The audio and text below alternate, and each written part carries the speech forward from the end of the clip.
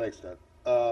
Can I just, on Ukraine, your comments just now and the decision to close the embassy, move to Lviv, would seem to suggest that you don't put a lot of faith in the comments that Foreign Minister Lavrov made this morning about, there's still time for diplomacy to work here. Is that a fair assessment of your understanding? We have taken note of his comments. What we have not taken note of is any indication of de-escalation. We have not seen any tangible, any real sign of de-escalation. We have been consistent that we want to pursue the path of diplomacy. We want to resolve this through dialogue, through diplomacy, through communication. We hope the Russians have a similar willingness. But we've also said that in order for diplomacy and dialogue to succeed, it has to take place in the context of de-escalation. And we have not seen anything resembling de-escalation. There is not that context yet. If Foreign Minister Lavrov's comments are followed up with concrete, tangible signs of de-escalation, we would certainly welcome that. We have not seen that yet. Has there been any movement on another conversation between the Secretary and the Foreign Minister? Have you gotten, and also it looks like the Russians are making noise that they've pretty much finalized their response to your response. And so have you been led to believe that anything on either of those fronts, the response or another meeting or phone call, is coming soon? Well, we've seen the comments from the Kremlin, from Moscow today, indicating that their response, in their words, has been finalized. It's been, I believe, over 2 weeks now since we dispatched our non-paper to Moscow. We've yet to see a response. That remains accurate as of today, as of this moment. But we will, of course, carefully review the Russian written response when we do receive it. As you know, Matt, over the weekend, President Biden hasn't had an opportunity to speak to President Putin. That call was preceded by a phone call that Secretary Blinken had with Foreign Minister Lavrov while we were in flight. During that first call, the call between Secretary Blinken and Foreign Minister Lavrov, Foreign Minister Lavrov indicated what the Russians seem to be indicating now publicly today. Namely, that is that they were finalizing at the time, the written response that they intended to transmit to the United States, a response that would carry the imprimatur of President Putin. We have yet to receive that, but the foreign minister did indicate a willingness on the part of the Russian Federation to engage in dialogue once that response was received. Now, there was no discussion, no specific discussion as to when that dialogue would take place. We don't have anything scheduled at the moment. The next step will be the receipt of the Russian response. We'll, of course, need a bit of time to evaluate it. But as we've said, we are prepared to engage in diplomacy. We hope to engage in good faith dialogue and diplomacy. But in order for it to be good faith, of course, that will require the Russians to respond in kind. In order for this to bear fruit, it will also have to take place in the context of de-escalation, and that is just not something we've seen to date. Okay, and Foreign Minister Lavrov or anyone else hasn't given you any indication of what the content of the response might be? No, we've seen various public characterizations of the Russian view of our non-paper, of the non-paper that was sent over by NATO, but we'll have to wait and see what's actually in the Russian response. Francesco.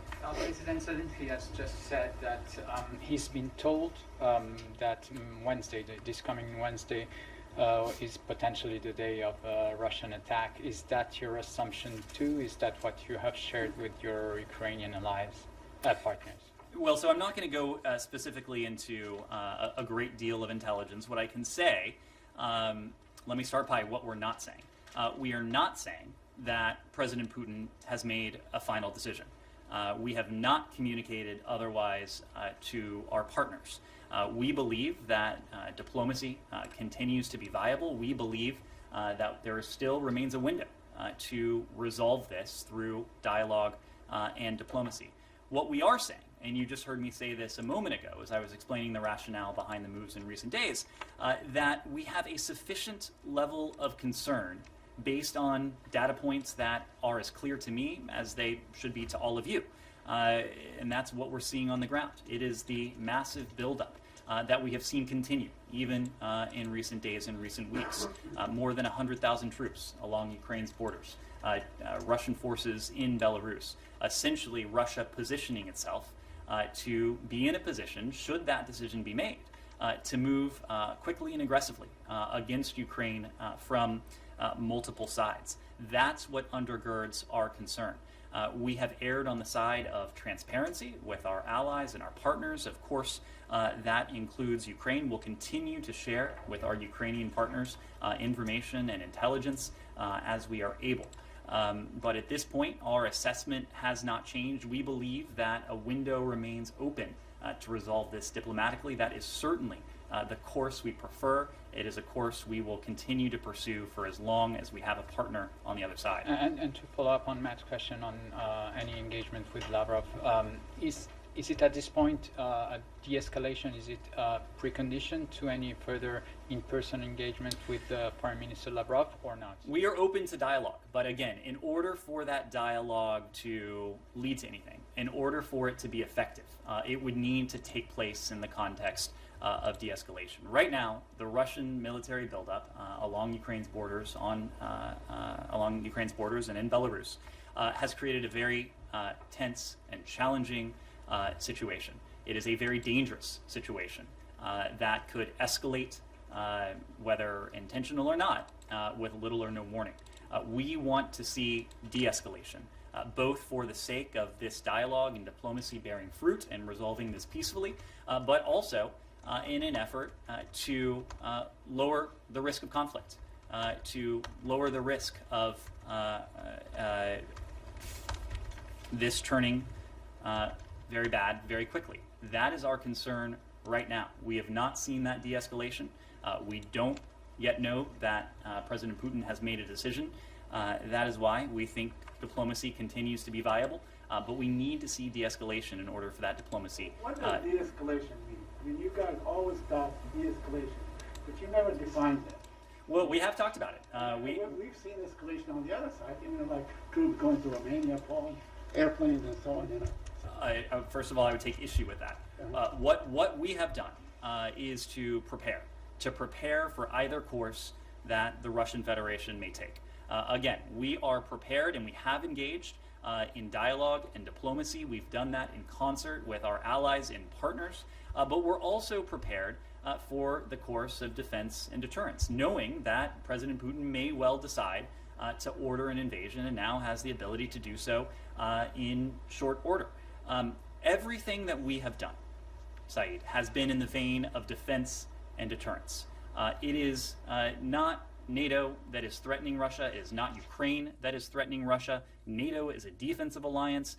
What we have done is reassure, including through measures that the Department of Defense, the President has spoken to reassure and to reinforce our allies on NATO's eastern flank, and to provide Ukraine with defensive supplies that Ukraine would need to defend itself should Russia make the decision to move forward with an unprovoked attack against Ukraine. That is not in the vein of aggression. That is quite the opposite. That is in the vein of defense and deterrence. In terms of the steps Russia would need to take, I'm not here to define what Russia needs to do. There are a range of steps that the Russian Federation could take that would signal de-escalation. There are more than 100,000 forces arrayed along Ukraine's borders. There are thousands of forces in Belarus. We've heard bellicose rhetoric emanate from elements of the Russian Federation. All of those things could change. This buildup has taken place in the course of a couple months. In the course of hours or days, we could see tangible signs of de-escalation if Russia makes the political decision to do so. Barbara.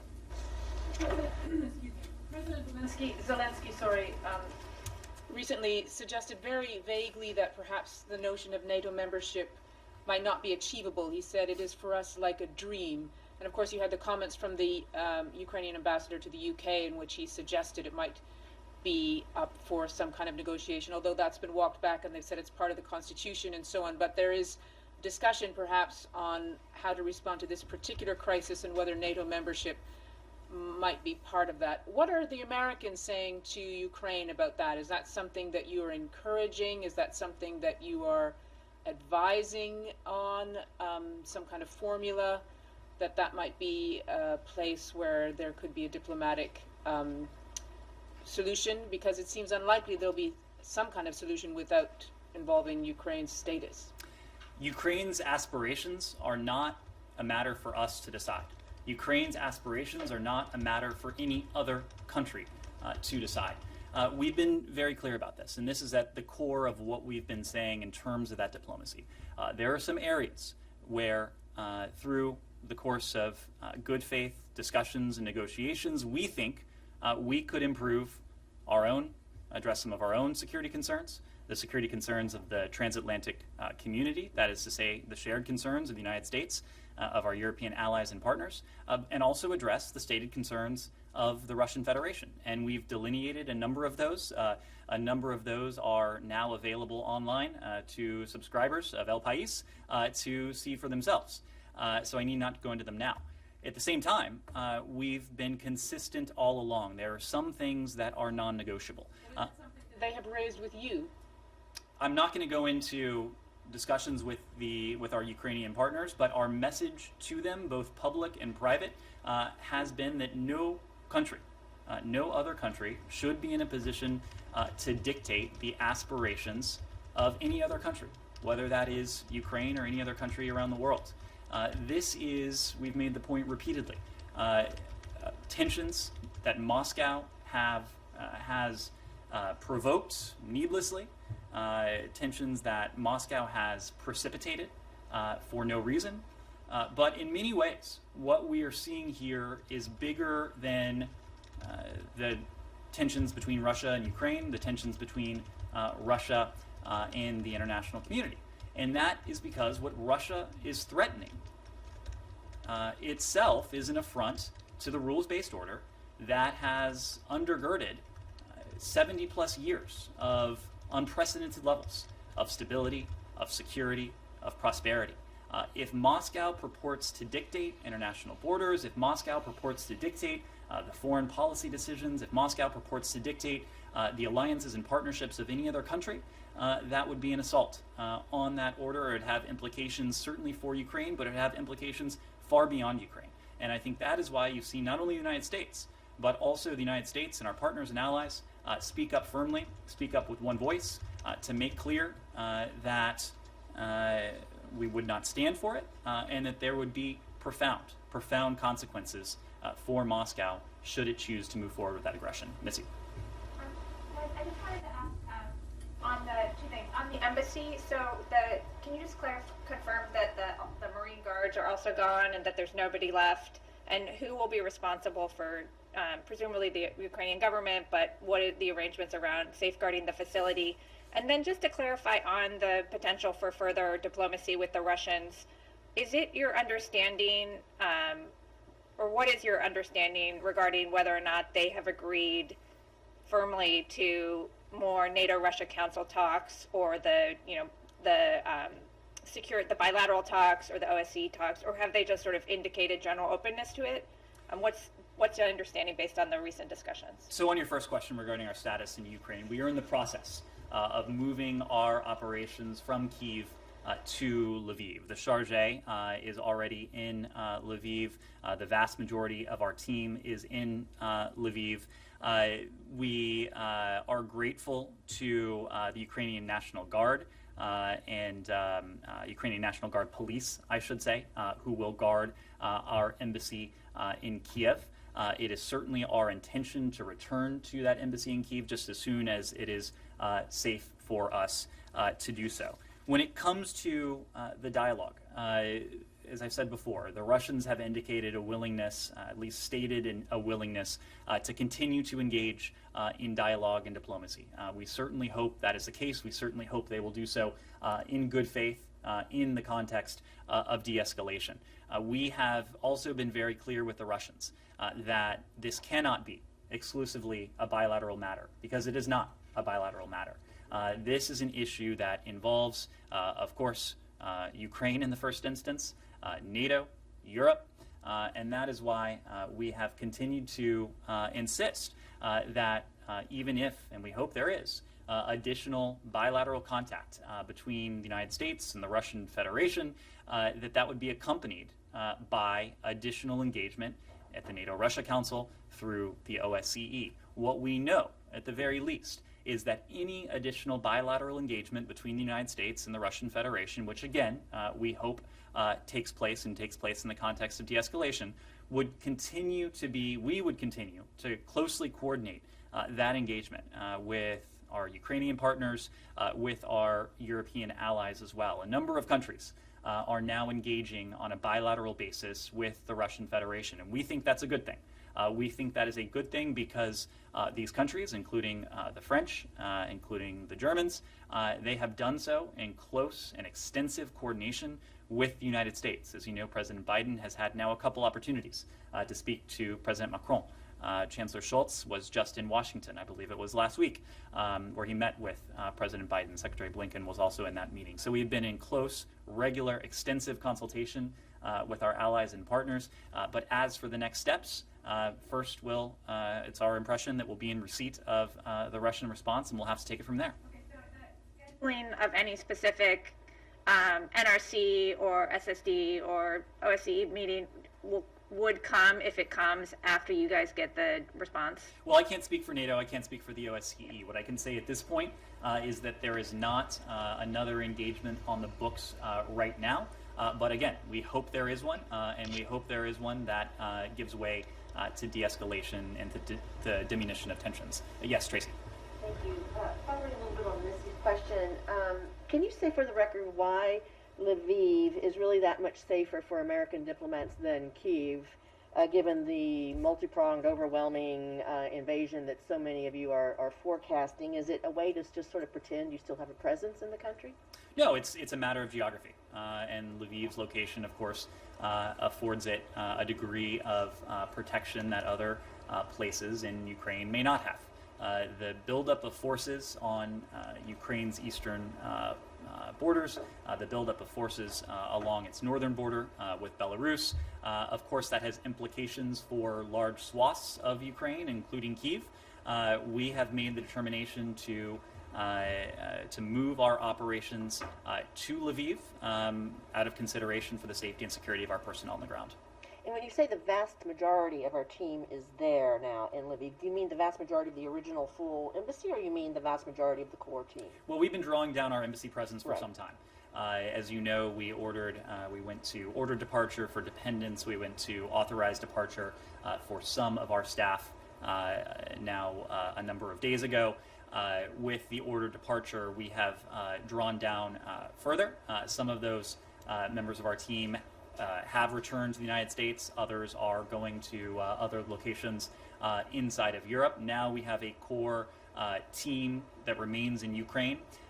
We are in the process of moving that remaining core team from Kyiv to Lviv. I know you won't say numbers, but like, does that core team, 10% of the original? I'm just not in a position to get into numbers. Okay. Yes. Ed, thank you. Mark Stone from Sky News. A couple of points can I just get clarification on? There have been reports that documents and computers in the embassy in Kiev are being destroyed. Is that correct? Can I also ask about reports that you've seen artillery pieces and troops on the Russian side being moved into an attack position, as it's been described? Do you recognize that? And then a more broad point, if I can.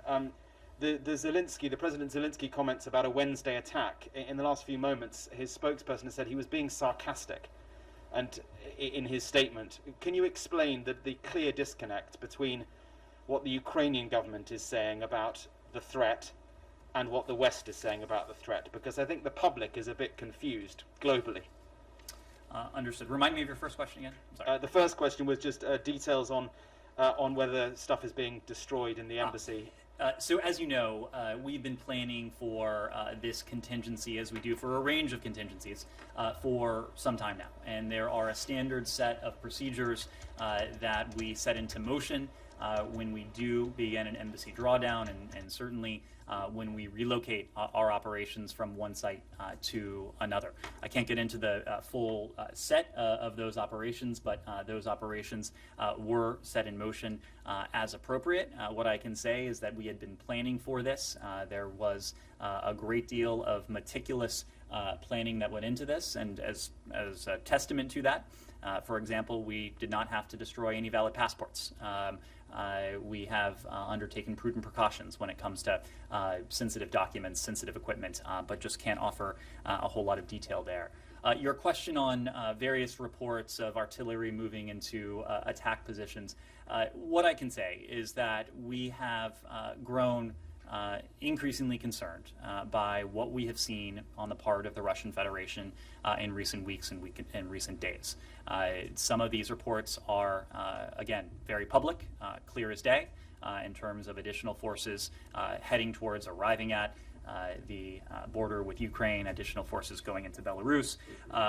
Not in a position to detail the full rationale for our concern, but our concern has only increased. We have not seen indications of de-escalation that we've called for, that we think are necessary if diplomacy is to bear fruit. When it comes to the what you're hearing from President Zelensky, from our Ukrainian partners, look, we are coordinating extremely closely with them. The Secretary had an opportunity to speak to Foreign Minister Kuleba this morning. President Biden spoke to President Zelensky yesterday. The Secretary, just a couple days ago, had another conversation with Foreign Minister Kuleba. We will continue that level of coordination. We'll continue that level of information sharing across every dimension. We have erred on the side of transparency with our Ukrainian partners. We think that is important precisely because they are our partners. They are the ones that are facing a potentially imminent threat from the Russian Federation. And so that's why we've continued to engage with them. But just to follow up, why is it that they don't seem as concerned about the threat as you are? The Ukrainian ambassador to Washington has made very clear statements. She has indicated that they are seeing much of the same information we are, and that is for a simple reason, because we are sharing robust amounts of information with them. So it's not the threat, I mean the intent. President Putin's intent. They don't seem convinced that he has the intent. The threat is obvious, it's on the border. Well, as we've said, we also do not know that President Putin has made the decision. What undergirds our concern is precisely the threat that you are speaking to, that our Ukrainian partners have spoken to, that is visible to everyone here. There's a good reason why we are taking the prudent precautions that we've taken vis-a-vis American citizens in Ukraine, who we've urged for some time now to leave immediately, using commercially available options to take overland routes. And in fact, even in recent hours, we've provided additional guidance to American citizens on the ground in Ukraine, telling them specifically which border crossings they should use, facilitating their access through engagement with our Polish allies that will help them across the Polish border on an expedited basis. It is precisely why we've taken the steps we announced today, relocating our embassy operations from Kyiv to Lviv. It's precisely why we are taking these prudent steps in the vein of defense and deterrence that we have. The threat is very real. I don't think anyone is arguing about the severity of the threat that the Russian Federation is currently posing. Simon. Thank you. Yeah, I wanted to ask a little bit more about the decision to move the embassy, or to move embassy operations. You know, is that something that you discussed with the Ukrainian government before you did it, and you know, what was their response to you doing that? Because you know, you're saying that you're going to continue to engage with the Ukrainian government, but you're going to be in a different city to where the Ukrainian government is, right? So how does that work? Do you expect Ukrainian officials to shuttle back and forth from Kiev to Lviv, or is the charge going to come to Kiev, or have you? It seems like you're saying that Kiev is not safe for Americans to be there right now. So you know, how can your level of engagement remain the same with the Ukrainians, and this not be a message to them that we're no longer sat with you in Kyiv? Well, let me start by saying precisely what the relocation of our operations doesn't signal. It does not signal any diminution on our part for the territorial integrity, for the sovereignty, for the independence of Ukraine. Quite the contrary. There are a number of functions that are going to remain. We are going to continue to be in a position to provide defensive security assistance to our Ukrainian partners. That will absolutely continue. Our chargé will currently is in Lviv. She will remain in regular, constant contact with our Ukrainian partners. Of course, much of that contact takes place from our team on the ground in Kyiv, but as you saw just again this morning, Secretary Blinken is in frequent contact with Foreign Minister Kuleba, and I suspect that will continue as well. What this does signal is one thing and one thing only, and that is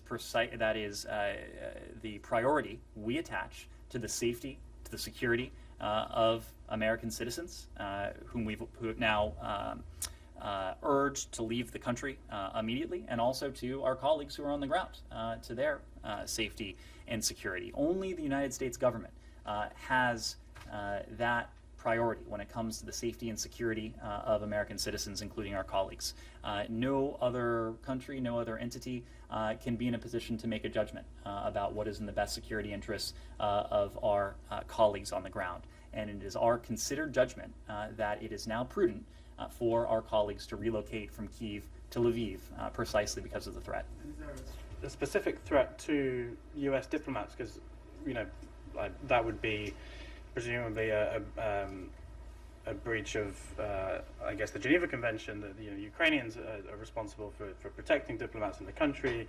You're kind of implying that if the Russians do come into Kyiv, they can't be trusted to respect diplomats. Even in the Second World War, diplomats stayed in Berlin, for example. Is there a specific reason you have to believe that those diplomats would face harm?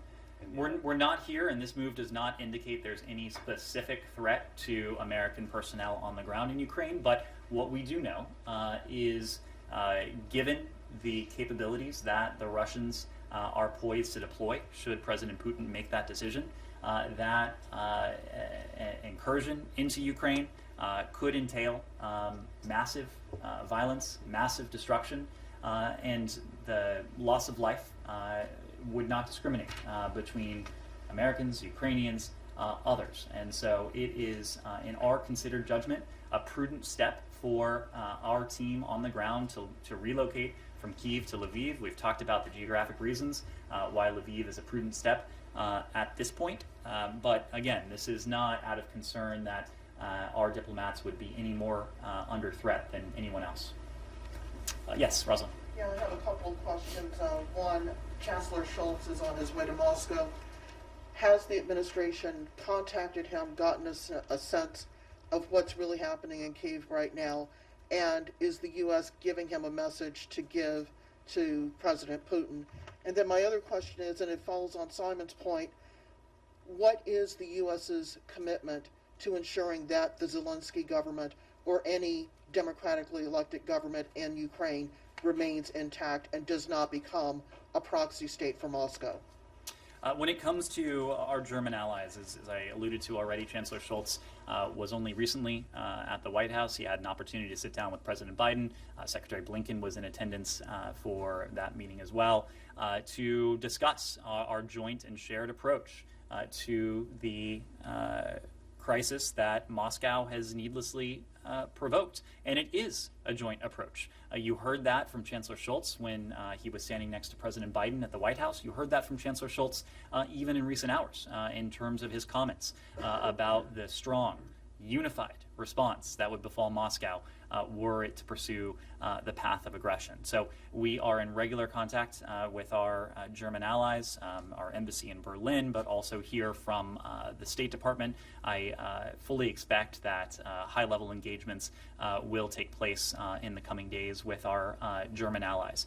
As I said before, there are a number of countries, the Germans, the French included, that have engaged at senior levels with the Russian Federation. We have all been doing this with that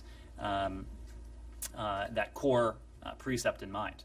Nothing about without when it comes to the United States, and the close coordination, the close consultations that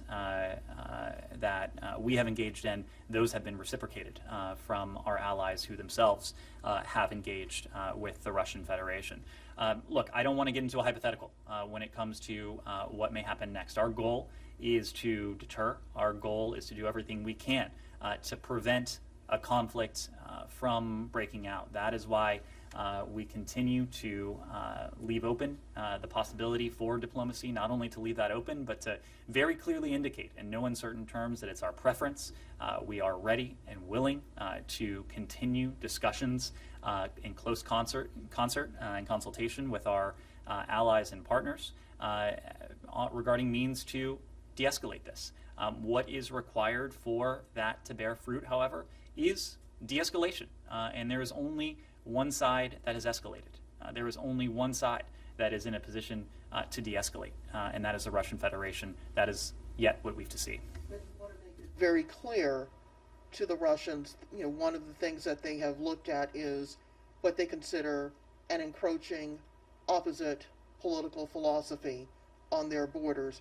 Can you categorically say that the U.S. will not stand for a change of government in Ukraine in order to end this crisis? There is a democratically elected government in place in Kyiv. It is up to the Ukrainian people through the course of democratic elections to choose their leaders. It is not up to any other country to do so. Said. Can I change topic? Sure. I have a couple of questions on the Palestinian issue. We seem to be where we were a year ago with the Sheikh Jarrah situation.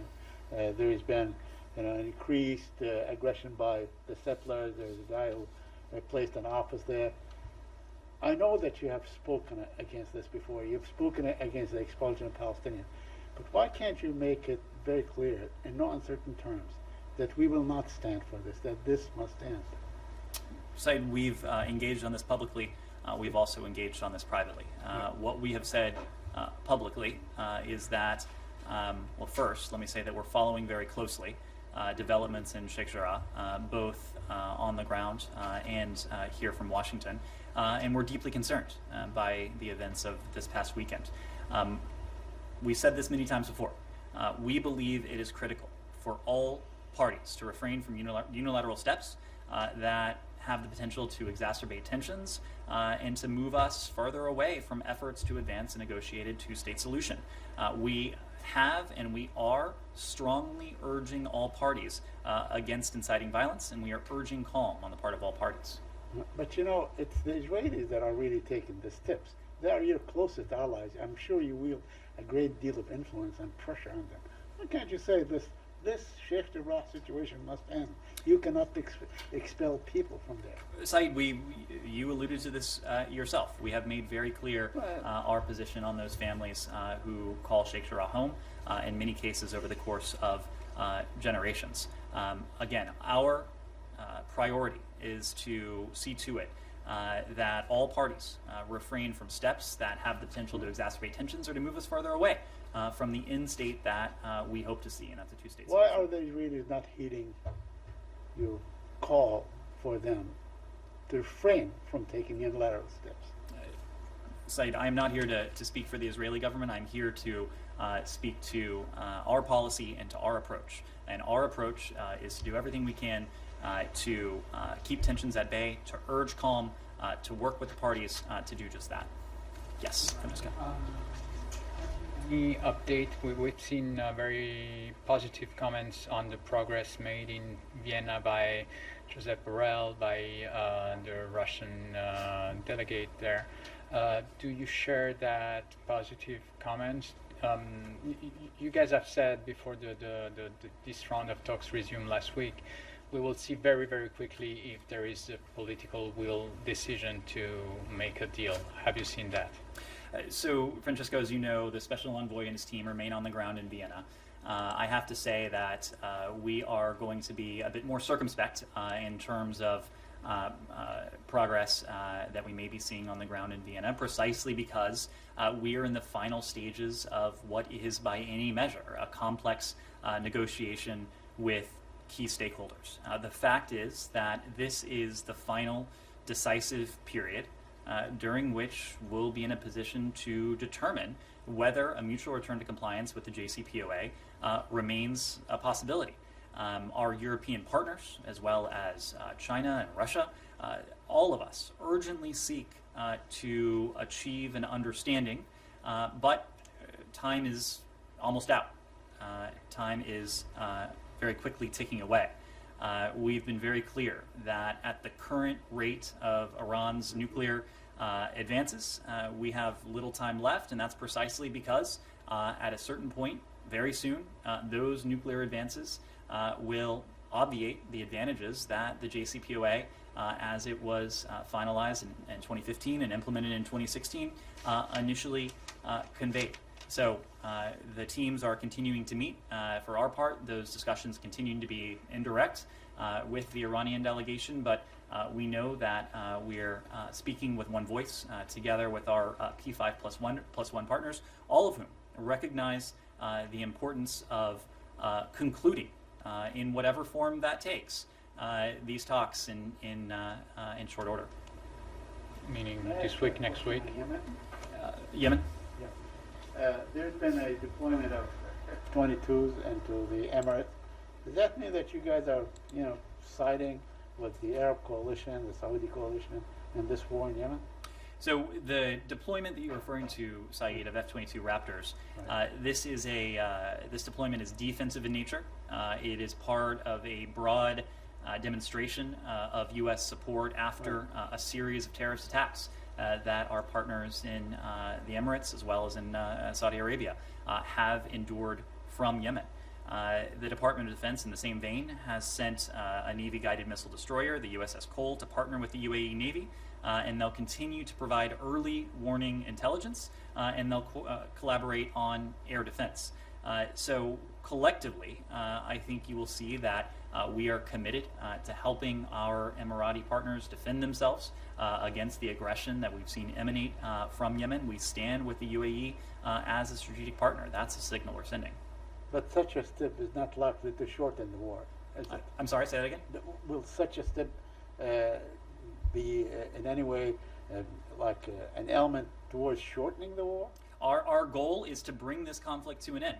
Our goal is to work with the parties, to work with the UN Special Envoy, to work with our Saudi partners, with our Emirati partners, with the Republic of Yemen government and others, to bring this conflict to an end for a couple reasons. First and foremost, conditions inside Yemen, the humanitarian emergency that by most accounts is the worst humanitarian catastrophe on the face of the earth, more than 16 million Yemenis who are suffering from some level of food insecurity, but also the violence that Yemenis themselves are enduring. Now, of course, we see that violence spilling over into neighboring countries precisely because the Houthis have undertaken these terrorist attacks. It is our goal with these steps, the steps you referred to, the deployment of these additional defensive elements, to help our partners defend themselves, but that in no way replaces our emphasis on the diplomacy, because we know only through a diplomatic end to this conflict will we be able to address the humanitarian concerns in Yemen, the security concerns inside Yemen, but also the threat that our partners face emanating from Yemen. Sorry, you said the USS Cole. That's right. Isn't that a little bit unusual?